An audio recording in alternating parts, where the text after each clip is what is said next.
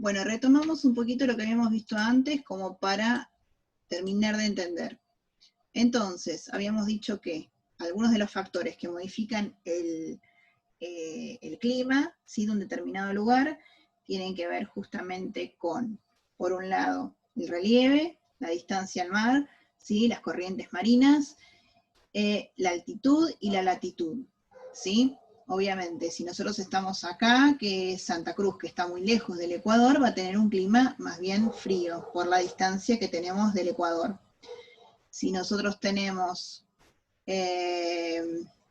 por ejemplo, acá en Jujuy, de por sí va a tener un clima más cálido, o Misiones, ¿sí?, porque está más cerca del Ecuador.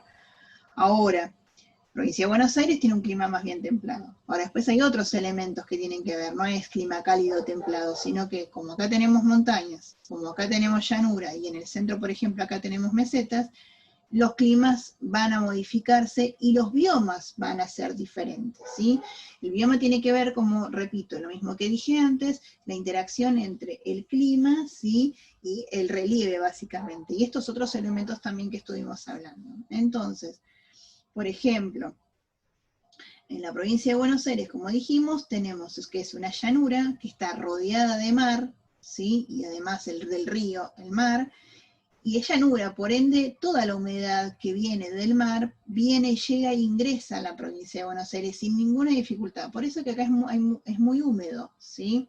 Si nosotros nos vamos a Córdoba, ya es distinta la humedad, porque hay mucha que procede de Buenos Aires, hay mucha que procede de los ríos de la Mesopotamia, ¿sí?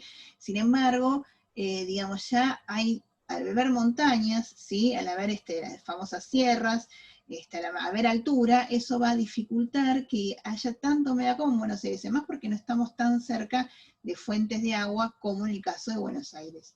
En el caso de Misiones, que uno parece, volvemos al mismo ejemplo de antes, que bueno, en el caso de Misiones, que uno piensa, Misiones está en el medio del continente, no debería tener humedad, no nos olvidemos que tenemos acá, ¿sí?, muchísima cantidad, fíjense que parecen venas, la cantidad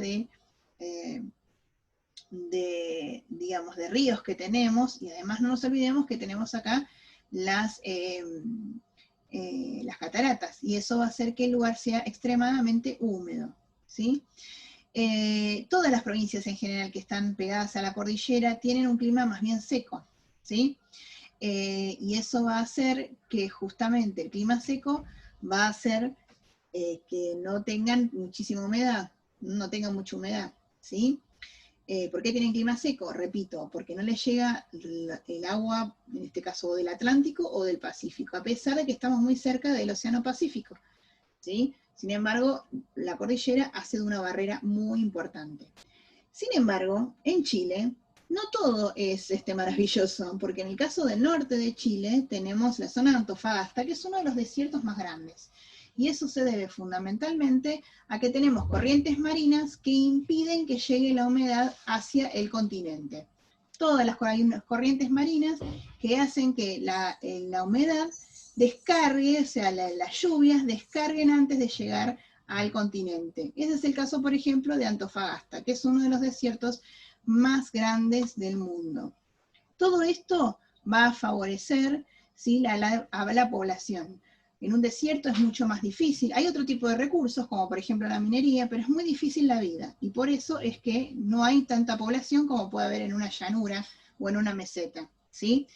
En el caso también del desierto de Sahara, también es una zona muy compleja para la vida y por eso hay muchísima menos población que en el mismo Egipto, que está un poquitito más está cerquita, pero que tiene el río Nilo, que es una gran fuente de agua. Y no se olviden que los seres humanos desde el principio lo que se necesita para la vida, tanto del hombre como de los animales y de las plantas, va a ser justamente el agua. Por eso el agua es fundamental y si no está, no, la vida del hombre es imposible. Y por eso también que las poblaciones prosperen. Bien, teniendo en cuenta todo esto, sabemos por qué es que existe esta situación de la densidad de población y que están distribuidas de distinta manera. ¿Sí? Dijimos, ya vimos unos cuantos casos de la Argentina para tener en cuenta por qué pasa eso, y es importante también ver que en el caso de la Argentina, ¿sí? Y en el caso de otros países del mundo, esta densidad de población tiene que ver también justamente con el clima, como dijimos, la distancia al mar, ¿sí?